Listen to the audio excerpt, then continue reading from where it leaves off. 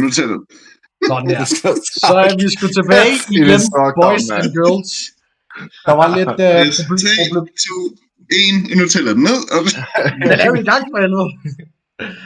Og det er før vi siger 10, 9, 8. Der er en af jer andre, der må præsentere os.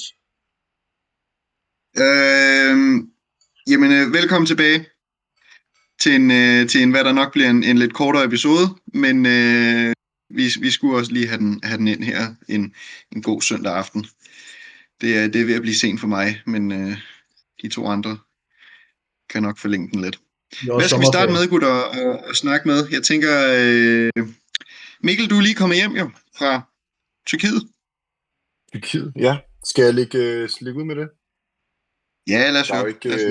Der er jo ikke så meget andet at sige, end at det var et fucking fedt break at komme afsted med familien. Det var en super skøn tur. Kan man sige, at det var et break, fordi at det var der buffet, så man kunne gå op og, nu, hvis vi skal holde rent bodybuilding relateret. I forhold til bodybuilding, så var der en buffet, og de lavede simpelthen ris. Det var fucking dejligt og fucking nemt, altså i en sådan 5-stjernet hotel der. Så det var der. Så det var nemt i forhold til maden, og så vælger man godt kunne lide, og samtidig også for de gode makroer ind. To gode træninger, lower en opposition i det, der hedder Summer Gym. Vanvittigt center. Absolut vanvittigt. Det kan foreslås, hvis man kommer til den, ja, det er helt sikkert. Og så ellers så blev der bare holdt skridt cardio, og så blev der bare fucking hygget. Vi var i byen 2 gange, til 4:30 om natten, tror jeg det var. Og jeg var oppe i en stripperbox og blev kørt hjem af Sexy Pepsi Fati. Så det var bare nogle fede ture. Ej, det var en rigtig skøn ferie.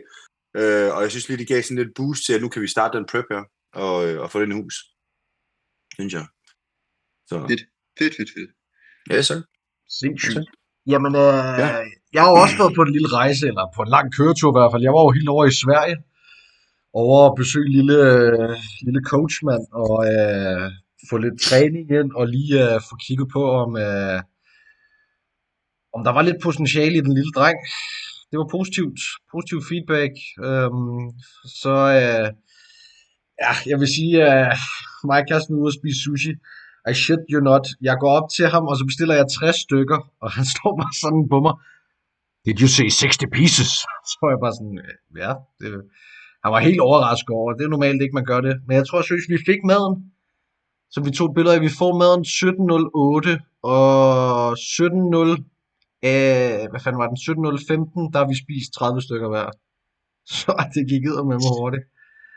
Shit, mand. Ja, var det ikke all you could eat, eller hvad? Nej, det var det ikke. Det har de nærmest ikke i Sverige, snakkede jeg om. Det er kun i større byer som Göttingen, Göteborg og Stockholm og sådan noget, at de kører med all you can eat, og det er jo bare fucking mærkeligt, fordi hjemme i Danmark har vi det alle steder. Ja. Var det så dyrt? Nej, det var det vildeste. Det kostede for 2 personer med drikkevarer og en ekstra chili mayo, der blev det 420 kroner. Nå, det var sgu billigt. Ja, for 60 stykker. Det synes jeg skulle altså jeg spiste 30, og Katrine spiste 30, og så må man i hvert fald med bagefter, ikke? Ja. Nej, spændende. Det så du ud og lege megafucker ude i naturen der. Så ja, her altså, lige på sin statuetrone der. Jeg siger, jeg havde jo ingen idé om, hvad fuck Katrine havde lejet, og lige pludselig så, altså jeg sværger, vi kørte bare ud i skoven. Jeg tror på den 1,5 time, jeg så 2 biler, og de kørte væk fra skoven, mens vi bare kom dybere og dybere ind. Og jeg tænkte bare lige om lidt, så kommer der en el, og så fucker den min lille bil op, så er vi i gården, mand. Heldigvis var det ikke sådan, at vi kommer ud, og jeg tænker bare, hvor fuck er det, vi er henne? Og det er vitterligt, det var også bare middle in fucking nowhere. Altså, det var bare midt ude på en eller anden hestegård. Men det var hyggeligt, og selvom der var 40 grader inde i den lille hytte, og aircondition var gået i stykker, så fik jeg mig en morgentur. Jeg vågnede 5:30, og så var jeg lige ude at gå en 1,5 time. Så det var meget godt. Luksus. Du fik lige lavet en Danilov 2.0 en gang med sådan en bjørn der, hvor I lige skulle tage et foto sammen. Jeg gik faktisk så lidt efter det, fordi jeg ved, de har nogle bjørne i Sverige, så vidt jeg ved, men jeg tror, det er lidt længere op i Sverige. Hvor det er meget ja, jeg tror også, det er nordpå. Men jeg fik set en masse bæver, så det var meget fedt. Bæver. Nå. Eller jeg ved ikke, om det var bæver, eller hvad det var, men det var et eller andet specielt dyr i hvert fald. Det kan også være en odder, måske, jeg har set. Måske ikke en bæver, det var nok en odder. Men det var nede ved sådan en stor sø, der var i hvert fald. Der var sådan en masse dyr. Så, Tog du ind med hjem? nej, jeg tog ikke med hjem. Der er rigeligt i Katrina, du. Der er rigeligt at passe på der. Så, er det ikke sådan, at de kan bygge ting med træ eller sådan noget? Ikke? jo, jeg får lige til at bygge mig en ny kommode. Jo. Ja, præcis. Nej, men altså, vi kunne jo godt spørge dig, Alexander, men jeg formoder, at din uge, der har været ligesom sidste uge. Det var fuldstændig ligesom sidste uge. Nej. Der har ikke været nogen som helst. Der er jo sket noget nyt. Altså, hvis folk ikke har lagt mærke til det, så er Alexander, han har lige fået 100% mere test, efter at han er blevet karse. Ja, jeg har mistet præcis. Det er nok den største begivenhed på mig den her uge. Det er håret, der er røget, men det synes jeg egentlig bare er dejligt. Nu skal jeg ikke gå og tænke på at skulle sætte det og skulle vaske det og så videre. Så Det kan sgu også være, at jeg bliver det er sådan set min. Jeg synes faktisk, det er lidt tavligt, du kan lade meget vilje at gøre det. De tager trimmerne op på toppen deroppe. Ja, det er din fedt. barber, der ser, der gør det. Ja, det var ude hos min gode kammerat fra gymnasiet, Ahmed, AH Cuts. Kan jeg lige dirigere folk over til på Instagram. 10% med BT. AH Cuts. Ja. Ikke hos AH Cuts, men på MyCore, ja. På MyCore er der 10%. Så jo, min ugenlige opsummering er fuldstændig ligesom sidst ud over håret, der er rådet. Så det har bare været same old. Ikke så meget der. Meget uinteressant i forhold til rejserne, I har været på. Er der noget, boys, jeg har et spørgsmål til jer. Er der noget sådan, nu skrev vi jo bare lige i chatten, og det ved folk jo ikke med hensyn til dit løft der med benpressen. Er der nogle specielle PR's, eller nogle specielle løfte, hvor I har haft nogle gode nogle? Fordi jeg ved godt, nu er det jo bodybuilding podcast, jo, vi har her, og når vi snakker om, hvordan vi har haft en uge og sådan noget, det er også fedt, når vi kan snakke lidt om opdateringer. Men nu havde du din benpres der. Er der nogle fede nye PR's? Ja, benpressen var egentlig ikke en PR. Jo, sådan teknisk set var det, men det var bare samme gentagelse som sidst. Bedre kontrol og mere dybde på, ikke? Så det var bare det var bare et af de sæt, hvor jeg kunne få alt ud, hvad der overhovedet var. Så det var fedt nok. Jeg skulle lige have 5 minutter bagefter, og hovedet blev lillet og så videre. Så det var helt perfekt. Det var egentlig bare det. Jeg sendte billedet der, som I også fik, lige bagefter til Coop, og han var vild med det. Så det er godkendt fra alle. Smukt, med dig. Hvad med dig, Willy? Har du fået 3 plader på den endnu, der er indkleinen? Nej, jeg var oppe i dag. Jeg har faktisk trænet push i dag, og jeg fik to plader og en 15'er for, skal vi lige se her, hvor mange jeg fik. Jeg tror, jeg fik 7 reps, og sidst jeg tog den, der fik jeg spottet dig, der fik vi 6 reps sammen. Så det var faktisk 2 reps selv, jeg har taget mere. Nice, Ellers så var der ikke så meget. Der var godt tryk på kroppen og kinderne i dag i hvert fald, så ved man, der er et eller andet, der har spillet. Så, men ellers har det været meget stille og roligt for mig. Altså, som sagt, så var vi over i, altså, jeg var over at træne i nogle fødecentre over i Sverige, især i The Gladius Gym der. Fuck, jeg ville ønske, jeg havde trænet ben derovre. Altså, det var heaven. Det var, altså, Old Gen Cyprix Hack Squat, den hvide der. Og det var Dorian Yates, den han også bruger, når han kørte ben, og leg pressen. Det var røvfedt. Det kan godt være, at Beyond the Pump skal tage en lille tur derovre, fordi det er altså 2,5 times køretur hver, skal jeg bare lige sige. Ja, nemt. Det gør vi. Det bliver vi nødt til. Det lyder som en idé. Det lyder som en god idé. Ja. De der gamle maskiner, der er altså også bare et eller andet over at træne sådan fitness med helt rå maskiner. Jeg kan også huske, de havde det i det, der hedder AM Fitness over i Florida. Der havde de der Prime. Jeg så, du lavede den der single arm pull-down der. Ja. Og det er altså ikke en maskine, man skal undervurdere, der æder med en frække at træne på. Er der vanvittig en connection, man kan få til laden?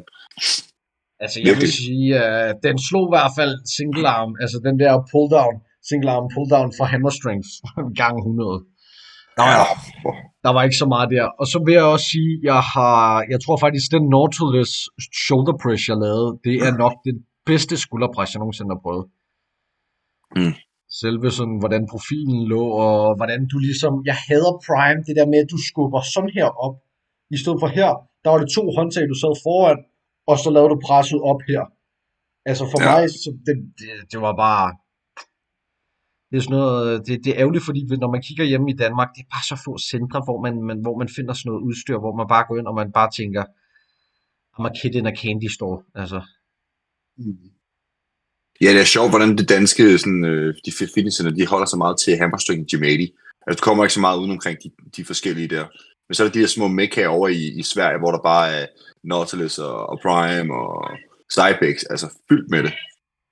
Det var det samme, da jeg kom ind i, at det center Jora-træner i totalt random. Det lå i sådan en lille supermarkedscenter. Det var sådan en kæmpe Willys. Der er åbenbart et center over i Sverige, der hedder Willys. Så det var min butik, fandt jeg ud af. Big Willys, der. Men i hvert fald, så lå det lige ved siden af, og det lignede ikke en skid, og så kommer man derind, og det første jeg ser, det er, at jeg ser live fitness, og så tænker jeg sådan, hvad fuck er det for noget pis, vi skal træne på?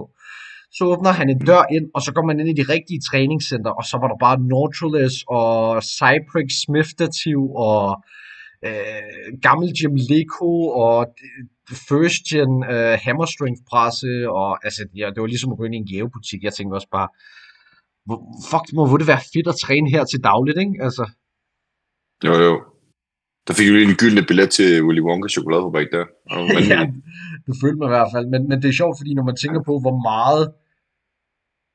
hvor strikse og hvor mange regler der er i Sverige i forhold til den anden side af bodybuilding med enhancement og alt sådan noget, så kan man sige, at det er sindssygt, hvor mange regler de har derovre i forhold til, vi har i Danmark. Men det stadigvæk er så stort. Det er for mig jo vanvittigt. Altså, der er så mange regler derovre. Du må ikke engang, selv når naturlig bodybuilding bliver kigget ned på. Hvor det så er det sådan en fordomsfyldt kultur, der er derovre. Det er sindssygt fordomsfuldt. Og udover det er fordomsfuldt, så er det jo også, altså det er jo flere shows om året, de raider politiet for at få fat i folk. Og hvis du har taget noget, og du har noget i blodet, så bliver du også, kan du blive anholdt på stedet og få en bøde. Men det er sjovt, fordi når man kigger på kulturen derovre, det er jo altså sindssygt så mange vanvittige centre, der er, og konkurrencer og alt sådan noget, hvor i Danmark, der har vi Two Bros, som er en pengemaskine i min optik, som, ja, de shows, vi har været til, Mikkel, jeg synes sgu ikke, det er fordi man har siddet og tænkt, wow, det var bare et show, der var vanvittigt, altså. Nu ved jeg ikke, du har også været til det, Alexander. Hvad siger du? Du har jo også været til Two Bros, så du kan vel også, jeg ved ikke, om du har været til andre shows før, men altså jeg vil sige, jeg ved, ingen af jer har været til NPC Sweden, jeg har jo været over 3 gange, og dreng, det er noget helt andet, altså det er jo helt sindssygt, altså vi får jo guestposer, og jeg har været over, mens James Hollingshead har guestposet, Kian Prodigy har guestposet, og Jordan Hodgkinson og Brett Wilkin. Det er eddermame med nogle store navne. Ja, det må man sige. Hvor man så også har været nede i træningscentret ved siden af og snakket med dem og sådan noget. Altså, første gang jeg så Brett, der tænkte jeg sådan, jeg er et hoved højere end ham, men han er fandme 3 gange større end mig. Det er jo sindssygt. Altså, han var bare glad. Ja, men der er ingen tvivl. Altså selvfølgelig så er NPC Sweden langt større end nogle shows i Danmark. Jeg tror også, altså Two Bros, det er super fint, men det er jo sådan, hvad kan man sige, et step til at komme til udlandet. Det er jo sådan et mellemstep, så det er jo ikke sådan det største show, hvor jeg føler, at NPC Sweden, det bliver lidt set som også en final destination spot for et godt show. Det har vi jo ikke herhjemme jo. Nej, altså jeg vil sige, det der, hvad fanden, Battle of the North, det er det mindste lidt bedre. Ja. Altså selve stedet, hvor det bliver holdt, og scenen og sådan noget, det er lidt sort baggrund, det er lidt bedre kvalitet de gange, jeg har set det i hvert fald. Og der bliver gjort lidt mere ud af det, men altså jeg tænker da også, at vi forhåbentlig får lov til at se dig på begge, både en Pro Qualifier og en Regional, eller hvad? Det kunne godt tænkes, ja. Det kunne godt tænkes. Det kunne i hvert fald være fedt at se i forhold til, hvor du stacker op, i forhold til folk, der har stillet op hundredvis af gange nærmest, ikke? Jo, altså for mig så vil jeg bare gerne have så meget erfaring som overhovedet muligt. Altså det er jo selvfølgelig, man kommer altid op med tanken om at vinde, men bare det der med at komme op og prøve det af, og så se, hvor man står hen i forhold til de her kæmpe motherfucker, der ellers er deroppe, som har været der i flere år, ikke? Fordi man vil gerne vinde det pro-kort på et tidspunkt. Altså, Ja. Det skal hjem, det kort der. Det bliver nødt til. Home to daddy. Ej, men det er fordi, jeg kender nogen, for eksempel, du siger ikke nogen navn, men der er nogen, jeg har snakket med, som gerne vil se perfekt ud, før de stiller sig på scenen første gang. Hvor at de så har, hvor lang tid har han trænet? 6-7 år, tror jeg. Han har ikke været på scenen endnu, for han gerne vil se perfekt ud først. Men hvis du ikke har noget at sammenligne med, så perfekt for dig, det kan jo så alligevel også være, at de drenge kommer op imod, at der kommer du til at måske havne på en top 10, fordi at altså, de er jo også ideelt perfekt for dem. Altså, så du ved aldrig, så kommer op og få den erfaring, det, så, altså, det skal man ikke undervurdere. Det skal man. Nej, 100%. Ja. Ja. Nej. Ja. Nå, godt. Jeg kan sige, at den er ved at være 7 nu, så det er det er sent for mig. Hurtigt, altså. Men nej. Hvad siger du? Ja, det var en hurtig omgang. Det var en hurtig en for mig, ja. Det beklager jeg. Men jeg må holde hvad hedder det? Holde mig til planen. Så nu blev det også lidt sent i dag. Men, Ja, det er forståeligt. næste gang. Jeg tænker, som vi også men- snakkede om, Mikkel er lige kommet hjem fra ferie. Mig og Katrine, vi er i gang med at rykke fuldkommen rundt i lejligheden herhjemme og rydde op. Og du ved, det er jo det der med at få det til at passe, men vi føler bare, at folk alligevel fortjent en lille episode, som vi snakkede om. Nej, jeg tænker, I må hellere gerne snakke videre, det er slet ikke det. Jeg prøver ikke, jeg vil bare sige, at nu vil jeg gå. Ja, det er også fint. Det er, hvis nogen, der kan forstå det, så er det jo også. Vi holder jo selv rutine. Jo, fint nu. Men hvis ikke, jo, vi snakkes jo ved inden, men ellers så til alle dem, der ser med, så ses vi igen næste uge. Yes, Det er i hvert fald. Jeg takker af for i aften. så godt, ikke? Ses. Det er det fandme. Tak. Hej. Nå. Så er det jo Lille. bare The Pookies tilbage, du. Yes, så. Nej, men til folk derude, det bliver en kort episode i dag. Vi tænker at holde den til en halv time, maks 40 minutter, mig og Mikkel, og måske Japper her lidt til sidst. Og det er primært fordi, igen, det er det der med nogle gange lige at få tingene til at passe. Men jeg tror, vi er alle sammen enige om, at næste søndag, så kommer vi til at lave en lidt længere episode, hvor fra ligesom første episode, hvor vi snakker om, hvor vi går lidt ind omkring det her med, alt det her med Herfru Danmark-mentaliteten. Det havde vi lovet at komme ind på. Og det føler jeg i hvert fald kunne være et fedt emne at dække. Og så synes jeg også, at vi skal dække Tampa Pro, fordi det er også lige om lidt. Selvfølgelig. Absolut. Men ellers var det godt i Tyrkiet. Du fik passet det hele. Det var... Ja, det gjorde jeg. Altså, jeg var sådan... Jeg tænkte til mig selv, at det... Nu tog jeg ikke med sidste år. Og der tænkte jeg tilbage nu og tænkte, hvad fanden lavede jeg? Fordi at jeg sagde jo egentlig nej, fordi jeg tænkte, jeg gerne ville holde min bodybuilding, og jeg vil gerne have styr på tingene. Det er svært, når man tager på all inclusive. Og så snakkede jeg også lidt med Borrell om det, i forhold til, at jamen, vi er off-season for pokker, og man skal ud og leve livet også samtidig med, det skal man også huske at gøre, og nyde tid med sin familie. Så selvom vi er i prep, og vi var 16-17 uger ude, så vil jeg gerne med på ferie. Og jeg kunne ikke være glad for at have gjort det. Okay, for var det dejligt. Altså, det var dejligt bare lige at... Jeg elsker bodybuilding, jeg elsker at være bodybuilder, men man trænger sgu også til et pusterum, og nogle gange så ved man ikke, hvor meget man trænger til det. Og det kunne jeg virkelig, virkelig godt mærke, at det gjorde godt. Ja, men altså, jeg kan 100% godt forstå det, og det var også derfor, altså, jeg var lidt sådan, enten så skulle vi tage til NBC Sweden igen i år, eller så skulle vi prøve at spare op til, at vi kunne måske tage på en ferie næste år, og der tror jeg også bare, det er det der med, jeg vil sgu hellere tage på ferie, du ved, lige komme ned, koble det af. Det er det samme, vi tager til Fyn i morgen med mine forældre, og bare har sådan 2 dage på Fyn, hvor vi bare skal hygge os og slappe af.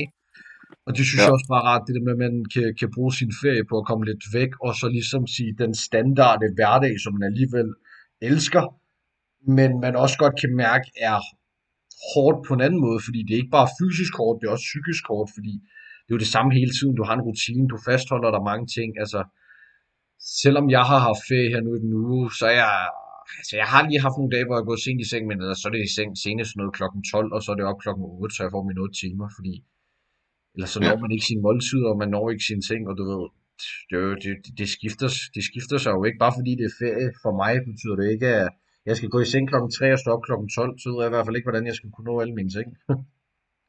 Nej, og jeg tror, det har været rart for mig at komme ud over den barriere der faktisk. Fordi at man kan også godt give slip på andre forskellige måder. Det behøver ikke at være 0 til 100. Men det, der har været rart i den omgang her, det er at kunne mærke mig selv på en anden måde, fordi at, som du siger også, det kan være psykisk hårdt. Du konstant evaluerer dig selv, både din mentalitet, men også rent fysisk på din fysik. Og der synes jeg bare, det har været utrolig rart at sige, fuck it, lev livet og lev i nuet. Og det er sådan gradvist mere og mere fået mig til at, hvad skal man sige, at slappe mere og mere af. Ja, det har været kanon dejligt, altså. Ja, men altså, jeg tror helt klart også, især op til prep, er det endnu bedre, det der med, at man ligesom har nogle, altså har en uge, jeg ved ikke, hvor lang tid har du været væk? 9 dage? 10 dage. 10 dage, ja. Så det er jo altså, det er jo totalt ideelt at lægge det lige ind i en prep, fordi så man også følt, at man ligesom har haft den her ændring i, at man er kommet ud og nyde det lidt, og man måske, som du selv siger, ja, det er godt, at du har været på all inclusive, men du har jo stadigvæk kunne holde din plan, selvom du har spist god mad. Altså, så har du måske bare spist nogle andre madkilder, end du måske er vant til. Og det er jo ikke det, der ændrer så meget. Altså, jeg tror, der er rigtig mange, der er sådan, hvis jeg er 100% hele tiden, så er jeg bedst.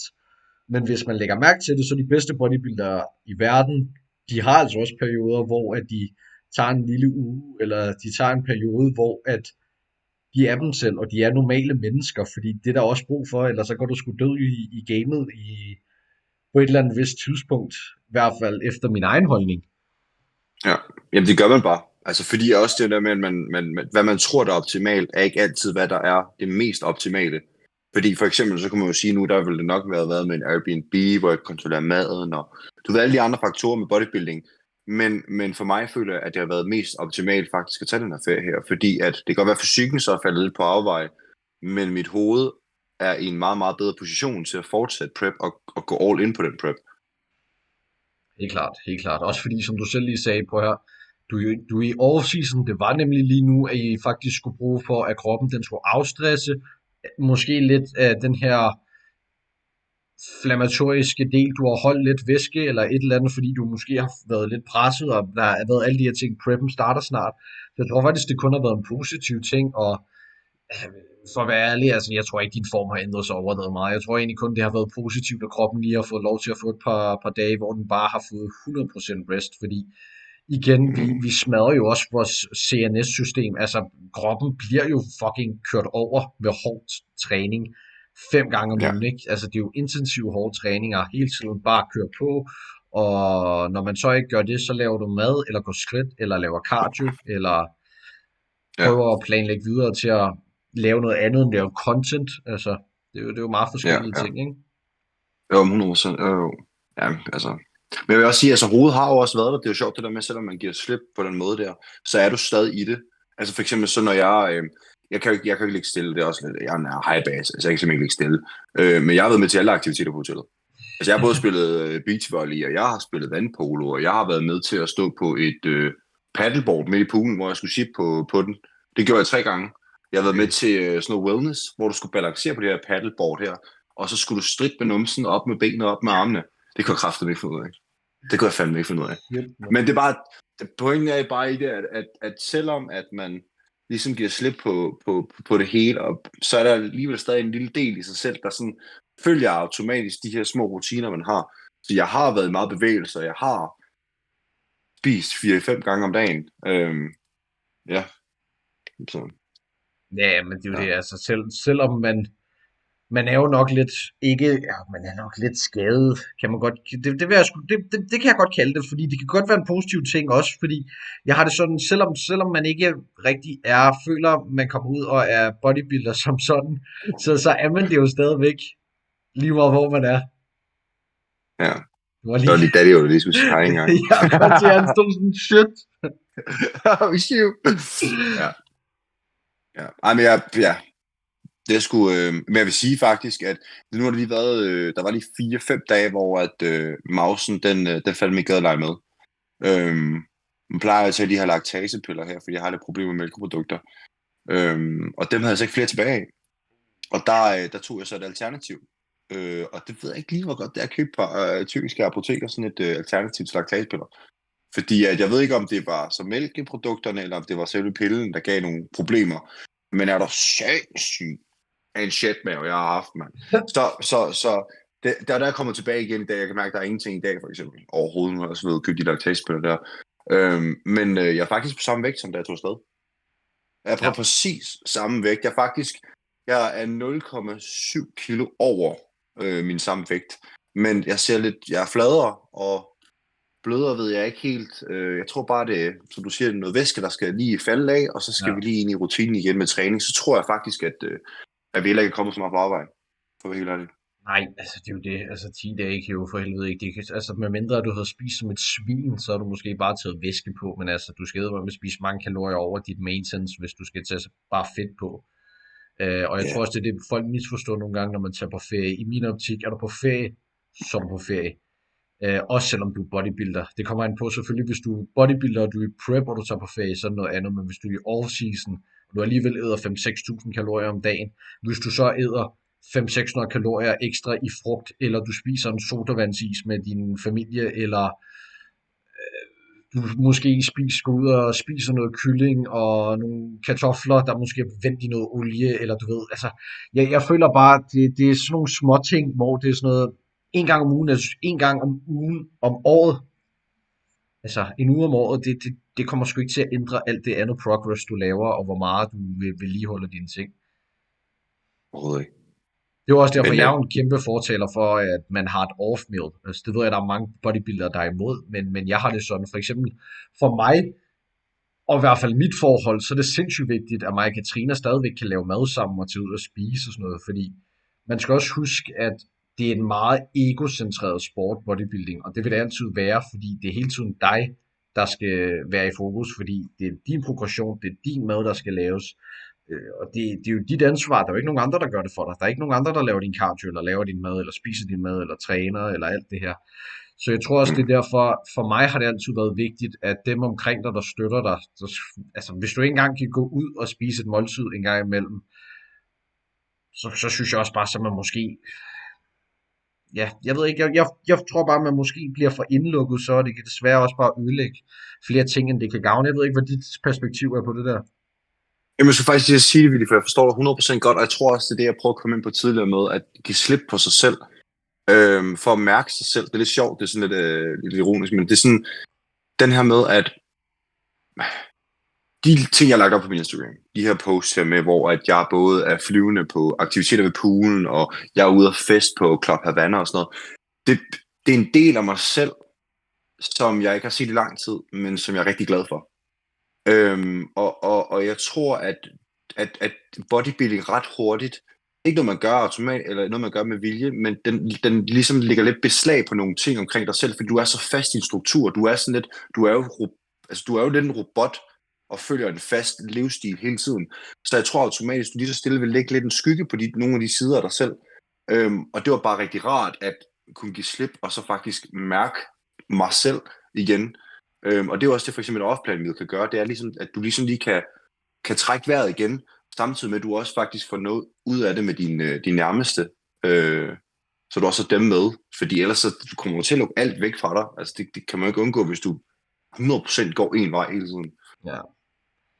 Ja, og jeg tror hurtigt, vi to kan blive enige om. Det er mange gange, man til mormors fødselsdag har taget madpakke med, hvor mormor har sagt, skal du ikke have koteletter og is til dessert? Ej, ikke lige nu. Og det er jo også det, hvor jeg altid har været sådan, prøv at høre. For eksempel 80% af året, der ligger du for eksempel som regel i en off-season.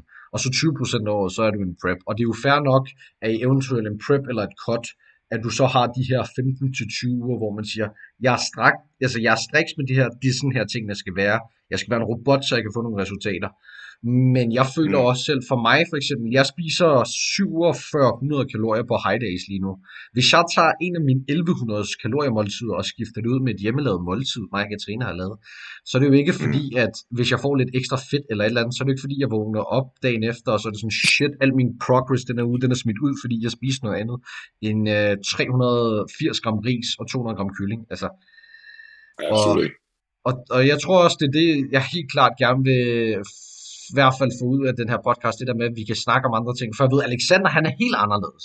Alexander har aldrig off-meals, og det snakkede jeg også med ham om, hvorfor han ikke har, men det er fordi, han er sådan, men han kan godt lide sin mad, så jeg kan jo også godt lide min mad, så men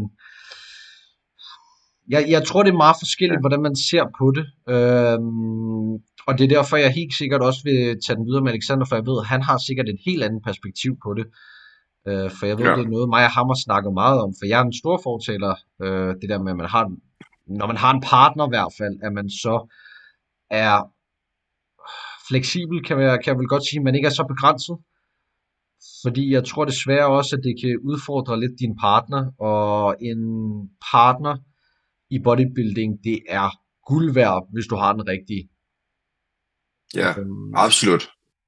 Det kan vi jo se på mange bodybuildere. Altså Chris, der har haft Courtney igennem så mange år, der altid har været der for ham, og Dereks kone, og altså Samsons kone, der coacher Samson, altså du ved, det er jo alle sammen som kvinder, som har været der for dem, gjort en masse ting, fordi man ved jo godt, det er en hård sport, og det tager sindssygt meget. Især kan jeg forestille mig, nu har jeg jo kun selv været på en lille prep på 10 uger, men jeg kan da godt forestille mig, hvis du får 1200 kalorier om dagen, og du laver en times cardio, og du så kommer hjem, og du skal til at tage opvasken, du skal støvsuge, du skal købe ind, du skal lave mad. Det er måske ikke lige overskuddet altid er til det, hvis du også har været på arbejde i 10 timer, så. Nej. Men du kommer også lidt ind på det der, fordi jeg tror også, det handler meget omkring forståelsen. Ja. Altså det begge veje. Altså ligesom, at du, lige så vel som hun skal vise forståelse for, eller prøve at forstå, hvad du lever i, når du så er i en prep, eller du er i underskud af energi. Selvfølgelig, altså man skal opføre sig ordentligt også, men sådan også den anden vej, så kan du også prøve at forstå, hvad har hun brug for, at du ligger i forholdet, for ligesom at de fungerer, og hun også føler sig set. Det er også sådan en begge veje, ikke? Man skal respektere at forstå hinanden. Ja, helt enig. Så et lille tip til folk derude. Hvis I skal have jeres første date, lad være med at invitere dem på kylling og ris, for God's sake. Det er ikke, jeg tror ikke det er et green flag i bogen i hvert fald, at komme hjem og så siger, ja, hvad har du i køleskabet? Kylling og ris. Præcis. Prøv at du er så speciel, du godt må få min madpakke, jeg lavede til tirsdag. Oh shit, nej, det kommer ikke til at ske, er du sindssyg? Altså, når jeg har lavet mit cream of fries, ikke? Eller jeg har lavet mad og varer det, så siger jeg, at Katrina får ikke lov til at smage. Altså, det er alt, der er varet til perfektion. Ej, jeg vil også sige, hun skal fandme være speciel, hvis hun får en bid af det madpakke. Hun får fandme ikke den hele, hun skal være speciel for at få en bid. Måske i off-season, men hvis man er i en underskudsfase, og det er ved at være stramt, så er man sådan, gå væk med dig. Ja. Nej, men altså, jeg tror det, jeg vil i hvert fald, jeg tænker helt klart, at vi skal høre Alexanders del, fordi jeg var meget nysgerrig over, hvorfor han for eksempel ikke havde off-meals, og hvorfor han altid havde mad rundt, fordi jeg synes jo også, det er fedt nok, og det er helt klart en dedikation, som også kræver noget andet. Ja. Men det kommer bare an på, Willy. Det er jo sådan lidt, altså det kommer også an på, for jeg er så meget en foodie, jeg elsker fucking mad, ikke? Jeg elsker at prøve nye ting, jeg elsker at spise meget mad, jeg elsker mad. Men der er så også de mennesker, som ikke spiser morgenmad, for eksempel, og der er de mennesker, som ikke tænker på mad hele tiden, de faktisk synes, det er en irritation, at de skal have mad ind som bodybuilder. Og jeg tænker, hvis Alex er lidt i den boldgade, så er det også ret nemt at bare holde sig til sin madplan, fordi så har han ikke sådan den der lyst til at spise noget andet. Hvor at jeg, du ved, altså jeg bliver glad af at spise noget nyt, og noget andet. Altså, jeg har det sådan, hvor mange samtaler vi to ikke har haft, hvor vi har sendt mad til hinanden, og man bare har været sådan, fuck det så godt. Eller dig, der har været skrevet sådan til mig, jeg har lige været nede og hente 2 store wraps. Det er jo kongevær, mand. Altså, du vil ikke få et større smil på mig.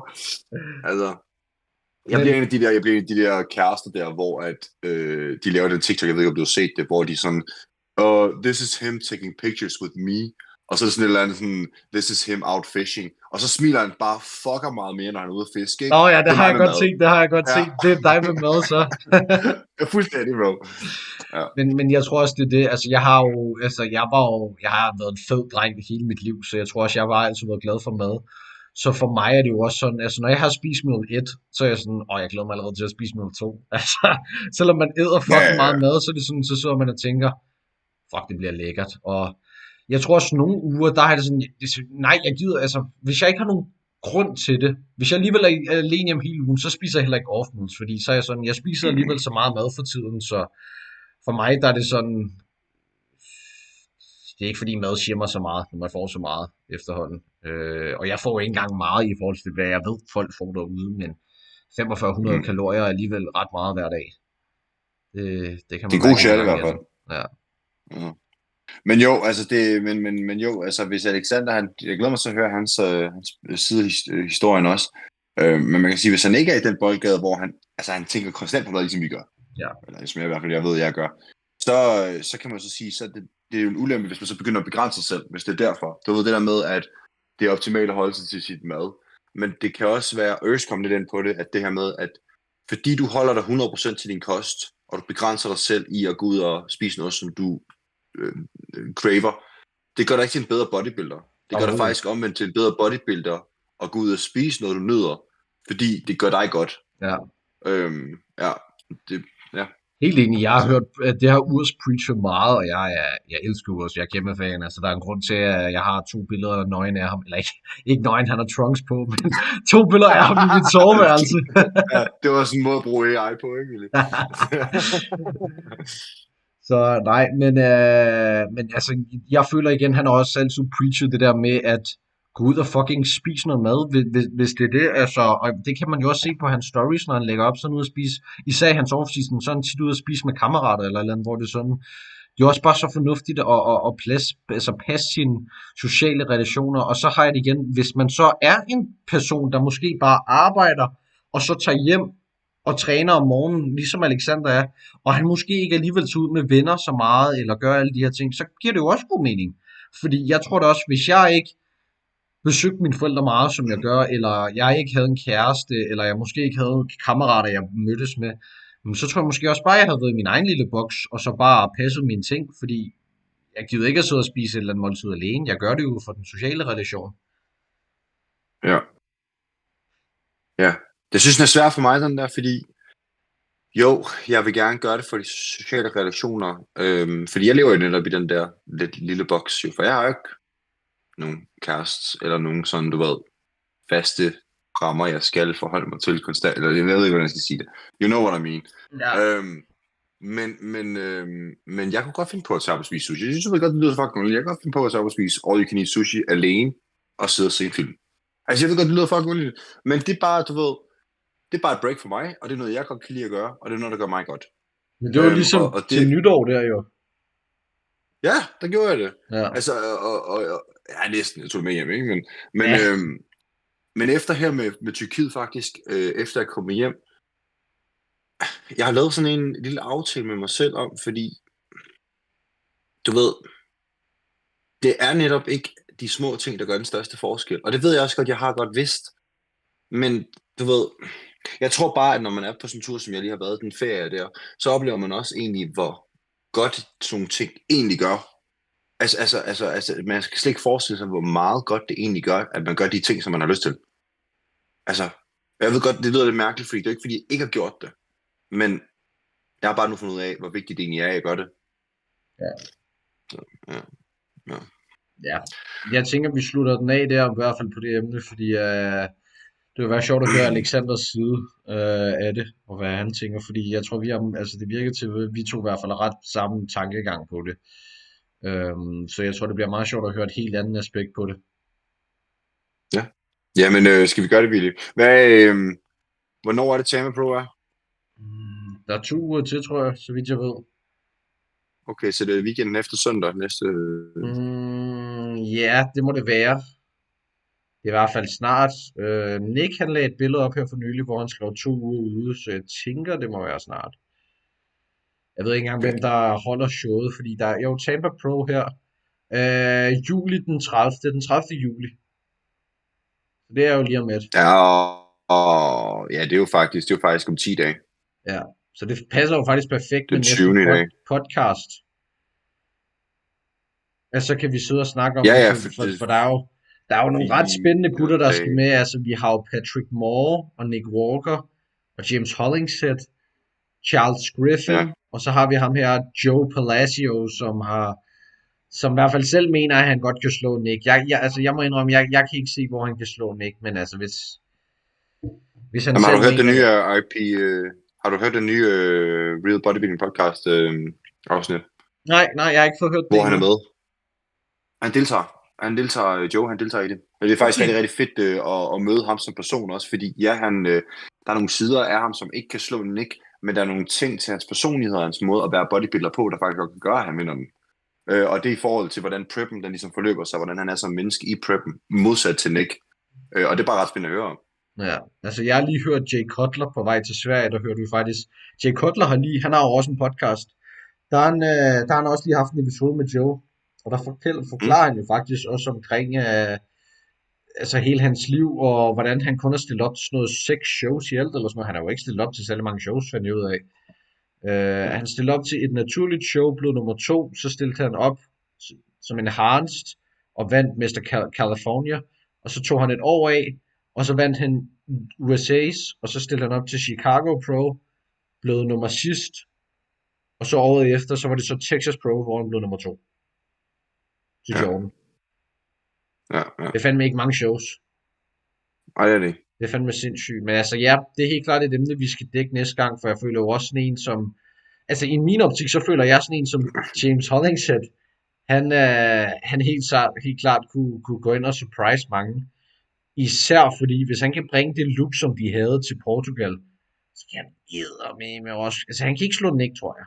Men jeg tror eddermame godt, han kan konkurrere om en top 2. Ej, det tænker jeg også godt, han kan. Det tænker jeg også godt. Men det er også svært, fordi det bliver også en god match mellem Joe og Nick, fordi de har meget, meget, meget lige fysik. Ja, det er jo køleskab begge to. Jamen, det er lige præcis. Men det er, han bliver jo kaldt, hvad er det, han bliver kaldt? The shit. James Hollingshead. Det er rigtigt. Ja. Yes. Skal vi stoppe den der? Jeg tænker, at det passer meget godt. Vi har været i gang i 42 minutter. Det er en stille og rolig episode den her gang. Det bliver noget længere episode næste søndag, tænker jeg, hvor vi dækker noget mere. Og så sørger jeg også for den her episode, og de næste par episoder, de kommer på Spotify fremover. Jeg har fundet ud af, hvordan man gør nu. Så, og så husk folk, der sidder og ser med. MyCore Supplements, som jeg også har reklameret lidt med, Alexander har reklameret lidt med. Vi har fået en rabatkode. Gå ind og brug den. Det er BTP10, og I sparer altså 10% derinde. Jeg har selv lige modtaget en ordre, og lagt op, hvad jeg har modtaget inde på min Instagram, så hop ind og tjek. Sindssygt gode kvalitetsprodukter, og er du en bodybuilder, så er det essentielt at bruge kosttilskud i rigtig mange situationer, så hvorfor ikke gå ind og få det bedste og spare lidt penge imens. Så jeg tænker, vi slutter den der. Så ses vi næste søndag til en noget mere omfattende episode, hvor vi alle tre er her. Yes, aftale. Og tak fordi I vil lytte med. Det er pissefedt, I gerne vil, at jeg er der gør det. Super. Jamen tak fordi I har set med, og så ses vi næste søndag. Gør i hvert fald. Hej.